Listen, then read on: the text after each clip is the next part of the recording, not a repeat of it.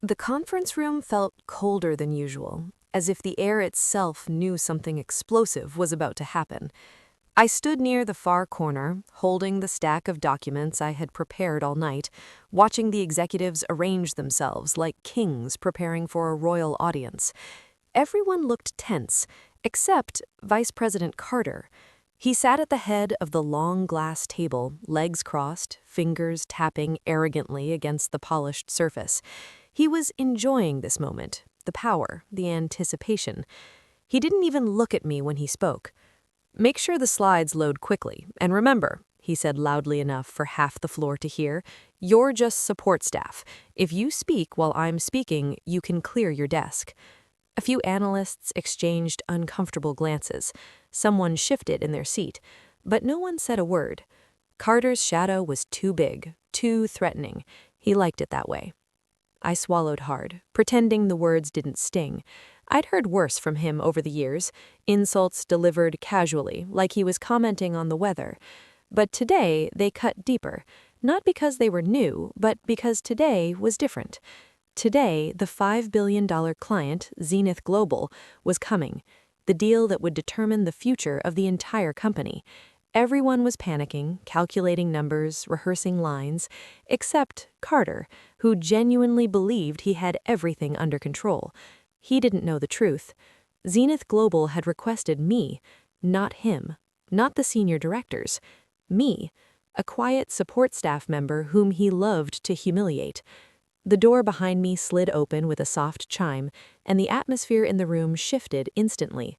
The Zenith delegation stepped inside with the calm confidence of people who controlled empires. At the front was CFO Elaine Rivers, a woman whose presence could silence entire boardrooms.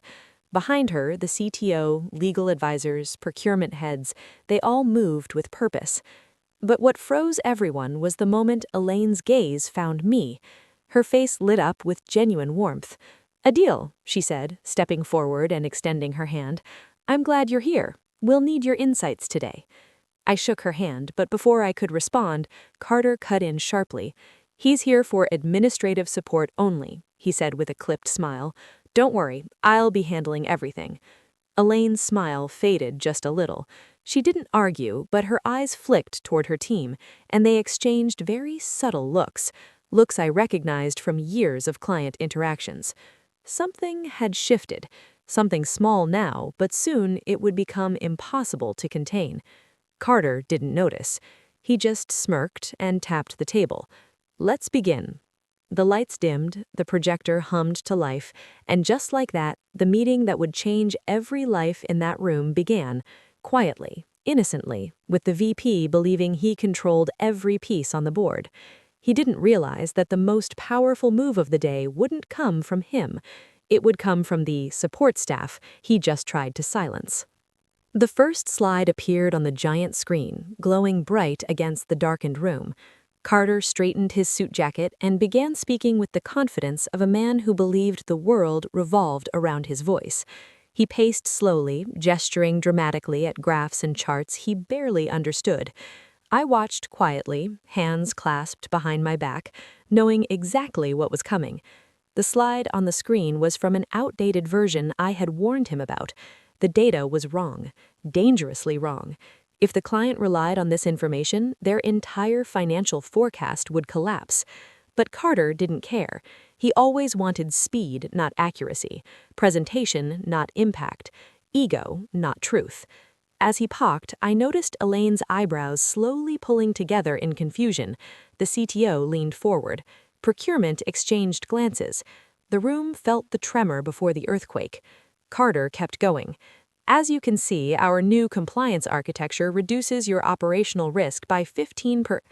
Elaine raised a hand. "Where did this number come from?" Carter blinked. For a moment, he froze. Then he recovered with a smooth, practiced smile. "Our analytics team put this together. Very reliable data." My stomach tightened. She wasn't asking casually. That tone meant she had already checked the numbers. She turned slightly, looking at me in the corner. "A deal. Was this from the final version you sent last night?" Before I could answer, Carter snapped sharply. "He's not managing analytics. I do. If you have a question, ask me." The CTO frowned. I thought Adil handled your entire data compliance reports. Again, Carter cut in quickly. He assists me, he's not client-facing. The CTO looked at me again, this time with open confusion. But he was the one emailing me during the system outage last quarter. The room stilled. I saw Carter's jaw tighten. He hadn't expected the clients to remember, or worse, that they would mention it publicly. Elaine leaned back in her chair. Carter, continue. Her tone was flat, too calm, the kind of calm that meant a storm was building beneath the surface. Carter continued, though now he stumbled over sentences, losing rhythm. His hand began trembling slightly when he clicked to the next slide. This slide was even worse. The data projections were impossible, contradicting even basic financial rules. The procurement officer whispered something to legal. Someone else tapped their pen anxiously. Elaine's lips thinned. Then she spoke again, voice firm. Carter, these forecasts don't match anything we reviewed previously. He laughed nervously. Well, numbers shift, markets evolve. You know how it is. No, she said coldly. Not like this. A silence thick enough to choke on settled over the table. Then she turned fully toward me. Adil, what do your updated Q3 risk exposure show? Every eye in the room rested on me. I felt my pulse quicken. I knew the answer, I had prepared it, but Carter's threat echoed in my mind. If you speak, you're fired. Before I could open my mouth, Carter barked sharply. He's not authorized to answer that. I already told you, he's just support staff. That was it. The moment everything shifted. The moment everything that would come after became inevitable. Elaine's notebook made a soft thud as she closed it, but the sound echoed like a gavel striking in a courtroom. She looked directly at Carter now, her eyes sharp enough to slice through steel. Carter, she said slowly, we asked for today's meeting because transparency is critical to a renewal of this size, but so far we've seen nothing but inconsistencies. Carter gave a shaky laugh. I assure you, everything is under control. But the CTO leaned forward, fingers interlaced. It doesn't look that way. Carter's face reddened. He opened his mouth to argue, but Elaine lifted a hand, silencing him effortlessly. She then turned back to me, completely ignoring the VP sitting at the head of the table. Adil, she said, voice steady and direct, did you prepare the models for Zenith's risk assessment? My heartbeat thudded in my ears. I could feel Carter's stare burning into the side of my face. His threat repeated again and again. If you speak, you're fired. I hesitated, just for a heartbeat, and that was enough. Elaine caught the hesitation instantly, her eyes narrowing. Did someone instruct you not to speak today? The room froze. Even the air felt like it stopped moving. I didn't nod, I didn't shake my head, but sometimes silence is louder than truth. She straightened. I see. Carter jumped in desperately. This is ridiculous. He's a junior employee. He doesn't understand high-level strategy. I'm protecting the integrity of this presentation. The CTO frowned deeply. By preventing the person who actually knows the material from answering? Carter's smile twitched. Look, he's good at spreadsheets. Elaine cut him off sharply. Enough. Her voice cracked through the room like a whip. Everyone fell silent. She looked at me again, this time with something that wasn't just disappointment, it was concern. Adil, she said, please show us your updated Q3 projections. We trust your judgment. I felt something shift inside me, a quiet strength rising. Without moving from my seat, I replied calm and steady. The updated model shows a 4.8% risk increase based on market fluctuations from our last cycle. The architecture in the slide you're seeing reflects last quarter's trial version, which isn't accurate anymore. The optimized version reduces risk significantly, but that dataset isn't being shown today. The room was dead silent. Not a whisper, not a breath. Then procurement exhaled slowly. That aligns with our independent review. The CTO nodded. That's exactly what our internal AI model predicted. So why, he turned toward Carter, why did you present outdated data as final? Carter's mouth opened and closed uselessly. There must have been a mix-up. He probably sent the wrong files. I spoke softly but clearly.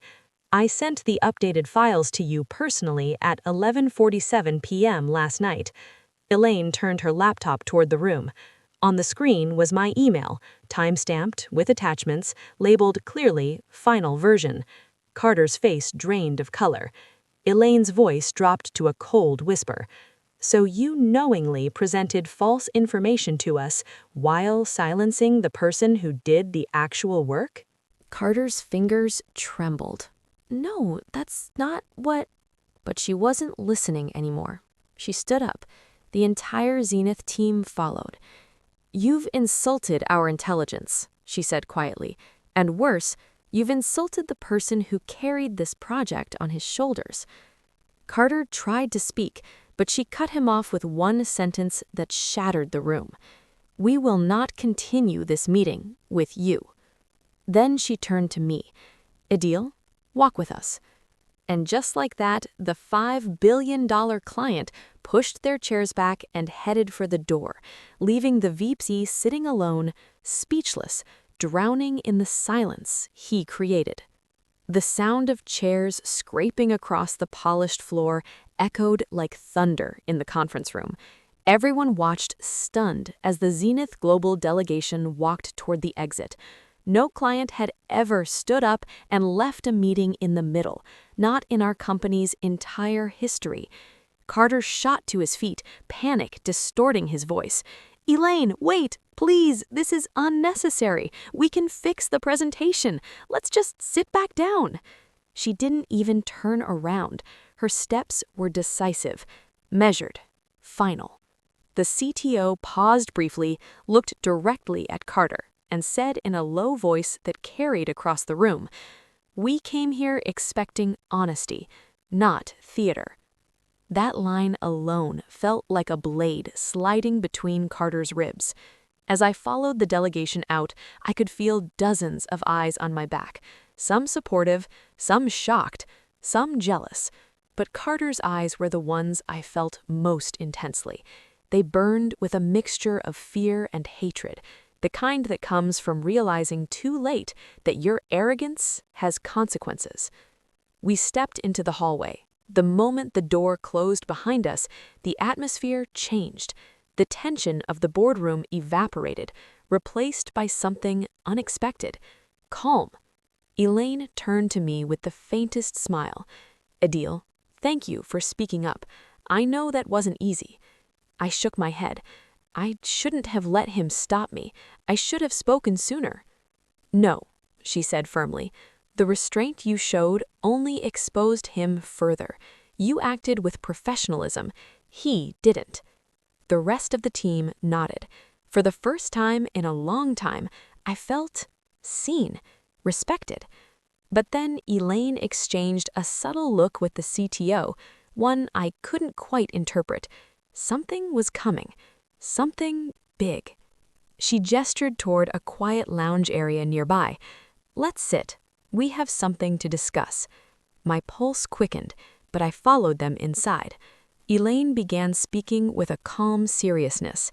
"Adil, our company is expanding operations. We're launching a new global tech division. For months, we've debated who should lead the operational architecture. We considered your company's executives, but—" She paused. The CTO finished the sentence. "No one understood our systems the way you did. You're not just support staff. You're the backbone." I blinked, unsure if I heard correctly. "Me? But I'm not at that level." Elaine leaned forward, voice steady. "You've been acting at that level for a long time. Your company just refused to see it." The room fell silent as she slid a folder across the table toward me. Thick, crisp, heavy. I opened it with trembling hands. Inside was an offer letter, a position title I never imagined seeing beside my name, Director of Operations, Zenith Global Technologies. Then the numbers appeared. My heart nearly stopped. Triple my current salary, stock options that could change my life, a relocation package, full benefits, performance bonuses beyond anything I'd ever dreamed of. I looked up, speechless. Elaine smiled gently. We want you, Adil, not your company. You. The CTO added, You've already earned our trust. Today only confirmed it. I swallowed hard, my throat tight. This wasn't just a job offer. It was an escape, a rebirth. But there was still a knot in my stomach, because I knew what this accepting meant. Walking away wouldn't just shock the company, it would destroy the man who spent years trying to keep me small. For a long moment, I just stared at the offer letter. My fingers hovered over the paper, as if touching it might break the illusion. It felt unreal, too big, too sudden, too life-changing. Elaine watched me patiently, her calm expression telling me she understood exactly what was going through my mind. You don't have to answer right now, she said gently. Take a moment. This is a major decision. But it wasn't the size of the offer that overwhelmed me. It was everything that had led to this moment, all the years of working late while the credit went to someone else. The comments, the condescension, the constant reminders of my place in the hierarchy. And now, in one afternoon, everything had flipped. The people who actually mattered had seen me, recognized me, valued me. Still, a part of me hesitated, not because I wanted to stay where I was, but because I knew the explosion this would trigger back in the office. Carter would lose his mind, the company would scramble, and I would finally stop being small. Elaine leaned back, studying me. I want you to understand something, she said. We didn't make this decision today. This wasn't spontaneous. We've been observing you for months. The CTO nodded. You consistently had answers your leadership didn't. Your emails were thorough. Your decisions were precise. You were the real expert on every project we reviewed. A warmth spread slowly through my chest. Not pride, validation. The kind you only feel after being dismissed for years. I closed the folder softly. I don't know what to say. Elaine smiled gently. Say you'll think about it. That's enough for now. But before I could respond, the lounge doors burst open. The sound slammed against the walls like a thunderclap. Carter stood there, chest heaving, face red with fury. Behind him, the CEO and two senior partners entered, their expressions tight and alarmed. Someone must have told them the client walked out. The CEO spoke first, voice strained. What happened? Why are we out here instead of finishing the meeting? Elaine turned her head slowly toward him, expression cold and controlled. Because your VP presented falsified data and silenced the person who actually knew the material. The CEO's face whitened. He looked at Carter, who immediately stammered, That's not true. She's exaggerating. They misunderstood. The CTO cut him off sharply. You lied to us, and you tried to bury the one person who could have saved you. Carter's jaw clenched. Then he snapped, actually snapped, pointing a shaking finger at me. This is his fault. He undermined me. He wants to make me look incompetent. I didn't move, didn't speak. I didn't need to. Elaine stood up slowly, every inch of her radiating authority. He didn't need to make you look incompetent, she said quietly. You handled that perfectly on your own. Carter's mouth fell open. The CEO rubbed his forehead, defeated. The partners exchanged glances. They knew there was no saving this. Then Elaine delivered the final blow. We are terminating all renewal discussions with your company, effective immediately. The CEO gasped. No, please, let's not be hasty. This contract is crucial. She raised a hand. My decision is final. Then she turned to me with a calm smile. Adil, we'll expect your response within the next 48 hours. Carter stared at me like he was seeing a ghost, like he couldn't understand how the support staff he belittled had just become the center of gravity in the entire building. As the Zenith team walked away, leaving chaos behind them, I realized something profound. I wasn't just choosing a new job, I was choosing a new life. The hallway felt painfully silent once the Zenith team disappeared around the corner. Their footsteps faded, but the shock they left behind rippled through the air like aftershocks from an earthquake. Senior employees stood frozen, some pretending to be busy on their phones, others exchanging whispers that they thought I couldn't hear. Carter still stood in the lounge doorway, chest heaving, eyes wild, as if he couldn't comprehend what had just happened. His entire career, years of arrogance, manipulation, and stolen credit had cracked apart in minutes, and he knew exactly whose presence had exposed every fracture. Mine.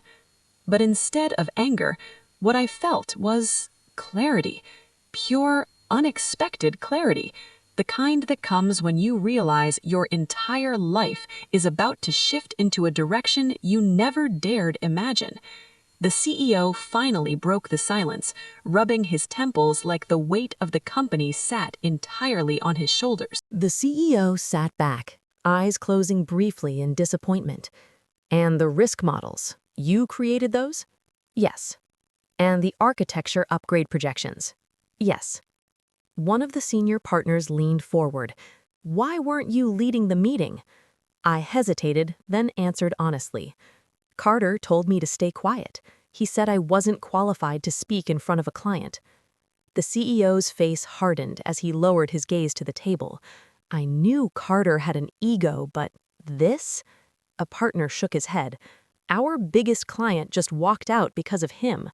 Another whispered, and they walked out with him, nodding subtly toward me. The CEO looked up at me again, this time with regret softening his expression. Adil, we underestimated you. All this time, you were doing the work we assumed our VP was doing. We failed you. I didn't respond. There wasn't anything to say. Then the CEO leaned forward, speaking with sudden urgency.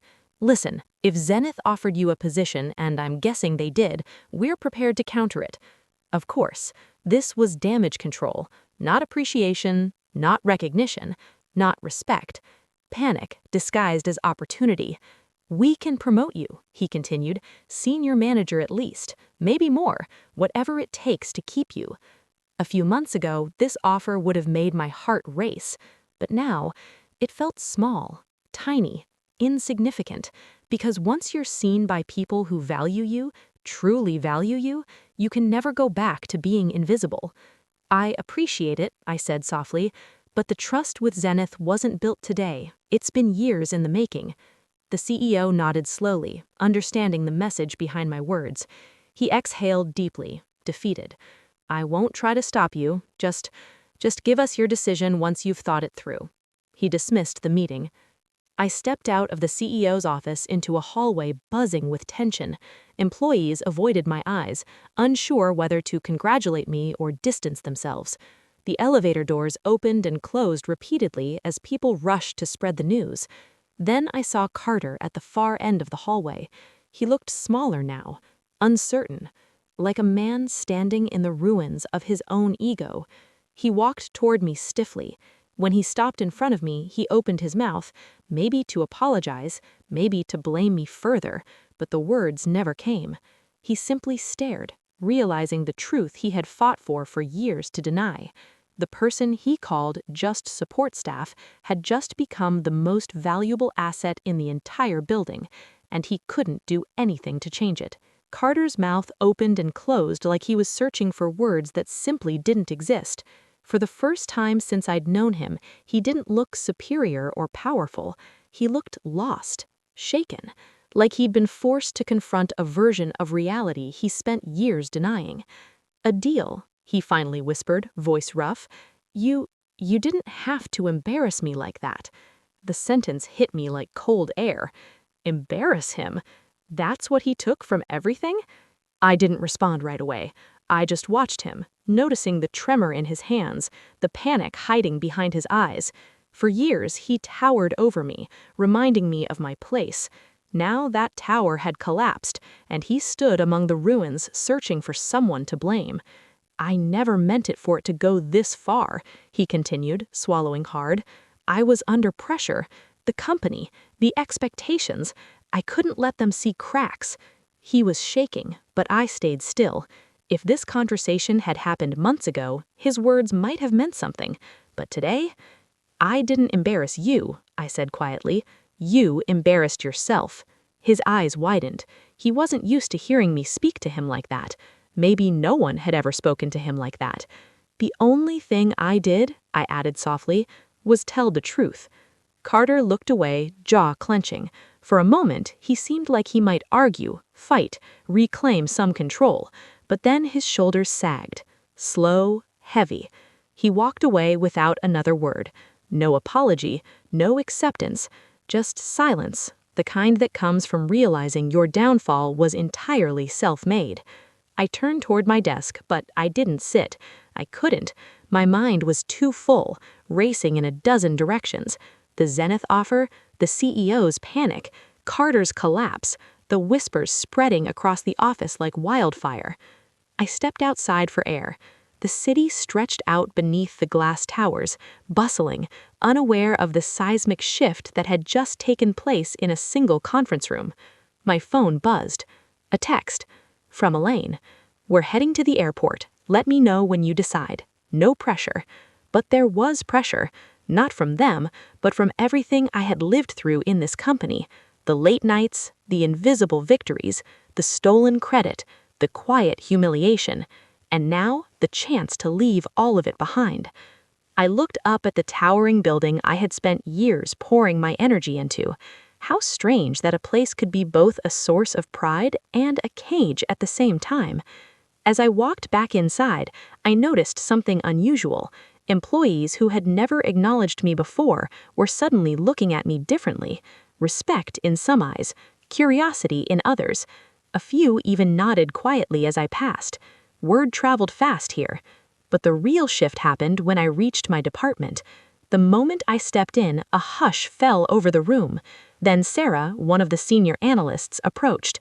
Her voice was barely above a whisper. You handled today with so much grace. Honestly, we're proud of you. A few others nodded, offering small smiles. I'd never realized how many people had been silently watching, silently wishing someone would expose the cracks in the system. As I neared my desk, I saw a small sticky note left on my keyboard. Just 4 words, written in handwriting I recognized instantly. You deserve better. J.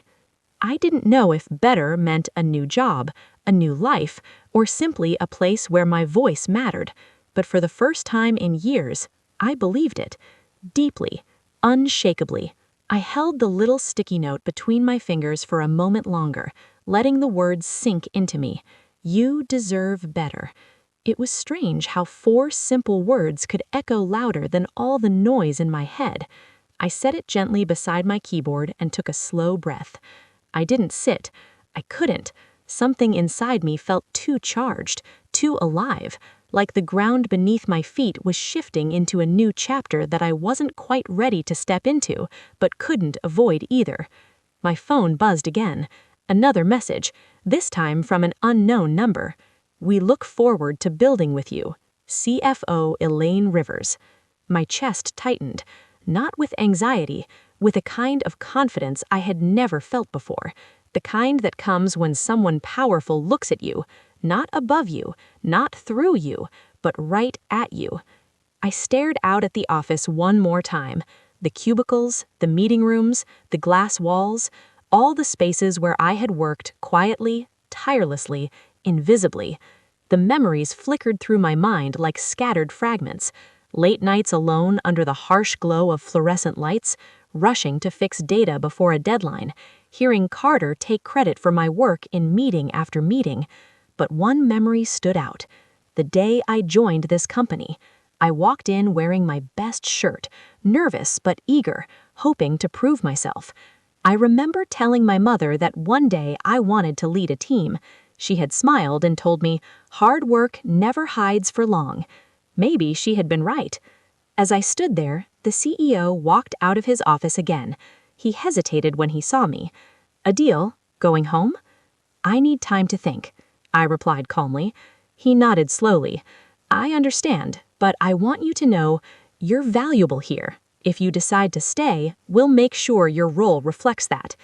It wasn't a bad offer, but for the first time, staying felt like choosing the smaller life. I appreciate that, I said softly, but this decision isn't about titles. He sighed, understanding more than he wanted to. If you leave, Carter's position won't survive what happened today. I didn't respond.